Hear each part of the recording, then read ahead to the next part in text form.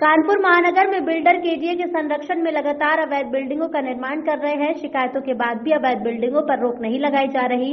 हद तो तब है जनाब जब बिल्डर मानकों के विपरीत बेसमेंट खोद रहा है, लेकिन केडीए उपाध्यक्ष कह रहे हैं कि बिल्डरों को बेसमेंट खोदने का परमिट दिया गया है। केडीए की इस अनदेखी के चलते खोदे जा रहे बेसमेंट के बगल का मकान गिर गया, जिसमें दबकर एक बुजुर्ग की मौत हो गई।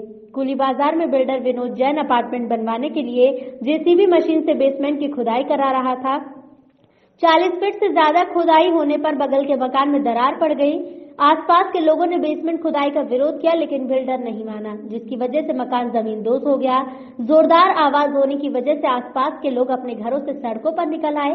आनन फानन में पुलिस को सूचना दी गई, जिसके बाद रेस्क्यू ऑपरेशन चलाया गया, जिससे मलबे में दबे एक बुजुर्ग को बाहर निकाला गया और अस्पताल भेजा गया, जहां पर उसकी मौत हो गई। इस हादसे के बाद केडीए और नगर निगम के अधिकारियों की नींद टूटी और अपने लाव लश्कर के साथ मौके पर पहुंचकर निरीक्षण किया। केडीए उपाध्यक्ष राकेश तिवारी का कहना है कि 2018 में रेनू, सोनिया और रेखा जैन का कमर्शियल का नक्शा सबमिट हुआ था। केडीए उपाध्यक्ष का कहना है कि इसमें 3 बेसमेंट, ग्राउंड फ्लोर और 3 और फ्लोर पास हुए थे। उसके पास एक पुरानी बिल्डिंग थी जो गिरी है। केडीए उपाध्यक्ष का कहना है कि अब आगे से ऐसा कोई हादसा न हो, इसके लिए दिशा निर्देश जारी किए गए। बिल्डिंग हादसे में एक की मौत होने के बाद केडीए ने जांच की बात कहकर अपना पल्ला जरूर झाड़ लिया है, लेकिन मरने वाले के परिजनों की माने तो इस पर स्टे चल रहा था। मृतक राकेश शर्मा के परिजन अनिल ने बताया कि इस पर 6 महीने पहले से स्टे था, लेकिन स्टे के बाद भी रातों रात मशीन लगाकर 4 दिनों के अंदर 60 फीट खुदाई कर डाली। उनका कहना है कि अगर 10 मिनट पहले सभी लोग बाहर नहीं निकलते तो और कई लोग मारे जा सकते थे। कानपुर से दिवाकर श्रीवास्तव।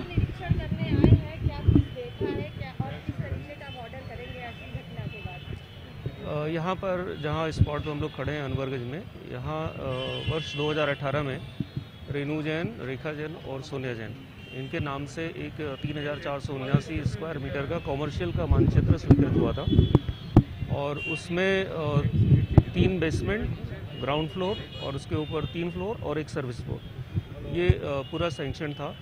और मानचित्र स्वीकृति के समय इनसे स्ट्रक्चरल जो सेफ्टी होती है, स्ट्रक्चरल सेफ्टी के संबंध में इनसे सर्टिफिकेट भी लिया गया था। और इसके अलावा जो बिल्डर है उन्होंने इस आशय का एक एफिडेविट भी दिया था कि जब भी वो निर्माण कार्य करेंगे तो सारे जो सुरक्षा मानक हैं उनका पालन करेंगे।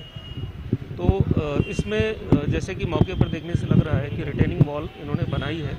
आसपास जो बिल्डिंग्स हैं वो काफ़ी पुरानी हैं, बहुत पुराने बिल्डिंग्स हैं, और जहाँ पर वो रिटेनिंग वॉल बनाई जा रही थी उसके एक हिस्से में संभवतः या तो वहाँ पर कोई कमज़ोरी थी या कोई रिटेनिंग वॉल नहीं बनी थी, जिसके कारण जो पुरानी बिल्डिंग है वो कोलैप्स हुई और इस तरह की दुर्घटना हुई है। तो इसमें मैं तो ये कहना चाहूँगा कि आगे ऐसी घटना न हो, इसके लिए हमने जो केडीए के जो हमारा जो इन्फोर्समेंट विंग है उनको कड़े निर्देश जारी कर रहे हैं कि वो अपने इलाके में एक बार देख लें कि कहीं पर अगर इस तरह से बेसमेंट या कोई चीज़ का निर्माण हो रहा है तो वो मानचित्र के अनुरूप है कि नहीं है, नंबर 1, और नंबर 2, अगर बिना मानचित्र स्वीकृति के है तो उसको तत्काल बंद करें, उसे सील करवाएं। जी हाँ, इनका मैंने बताया आपको अभी कि इनका मैप 2018 में पास हुआ था, उसमें 3 बेसमेंट, 3 फ्लोर और एक सर्विस फ्लोर, ये इतना टोटल पास हुआ था। ये बात मैं बता चुका हूँ आपको भी। सर, जब खुदाई हो रही थी तब कोई देखने नहीं आया अधिकारी? नहीं, इसमें ये जिम्मेदारी निर्माणकर्ता की होती है कि जब वो खुदाई करे तो वो जो सेफ्टी मेजर्स हैं उसको फॉलो करे। इसमें किसी प्रकार की कोई कंप्लेंट हमारे पास ऐसी नहीं आई थी कि इनके द्वारा मानक का पालन नहीं किया जा रहा है। सर, क्या लगता है केडीए की लापरवाही है? फिलहाल तो नहीं दिया। पूर्व में भी इन्होंने कई बिल्डिंगें ऐसे ही बनाई हैं जो कि मानकों के विपरीत है, उस पर थोड़ा ध्यान देकर उनका ध्यान दिया जाता तो ये हादसा टल सकता था। नहीं, अगर पूर्व में कोई बिल्डिंग इन्होंने बनाई है, मानक का ध्यान नहीं दिया है, तो उसके बारे में जब तक किसी स्तर से हमारे पास सूचना नहीं होगी तो हमारे द्वारा फिर उस पर एक्शन लेने में थोड़ा दिक्कत आती है। लेकिन ये इस घटना में प्राधिकरण की ओर से जो मैप है वो पास हुआ था, जो स्ट्रक्चरल सेफ्टी और जो मानक है उसको ध्यान में रखना ये बिल्डर का काम था। ऐसा उन्होंने नहीं किया है, उनके विरुद्ध इसमें FIR भी कराएंगे। नहीं, कोई शिकायत नहीं, कोई शिकायत नहीं आई। Thank you. क्या परिचय है आपका? मैं अनिल चौबे मेरा मामा, मैं इस बिल्डिंग में पिछले मेरी 5वीं पीढ़ी है इस बिल्डिंग के। हमारे मामा का लड़का खत्म हुआ है, राकेश शर्मा। कैसे रहा?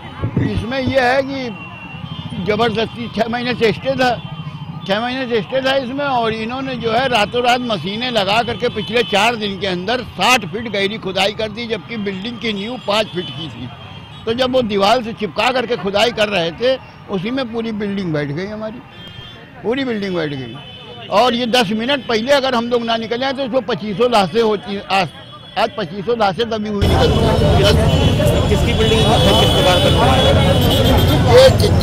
ये जगह जो है ये विनोद जैन, रवि शुक्ला, अमित जैन, ये लोग जो हैं ये भूमाफिया हैं। और भूमाफिया के तहत ये लोग सस्ती जमीन, विवादित जमीनों को खरीद लेते हैं और उसमें ये अपना अनाप शनाप प्रोडक्शन करते हैं। इनको शासन प्रशासन का कोई दबाव नहीं, क्या पता शासन बिक चुका है क्या नहीं। क्यों इसमें मेन जिम्मेदार केडीए के अधिकारी हैं, जिनकी बिना मर्जी के यहाँ खुदाई 1 इंच नहीं हो सकती थी। वो लोग ये कहीं ना कहीं इससे आप इसकी शिकायत नहीं करें आपके हो रहा है? 6 महीने पहले से जब स्टे कर बेर बेर शिकायत करने किसके पास है?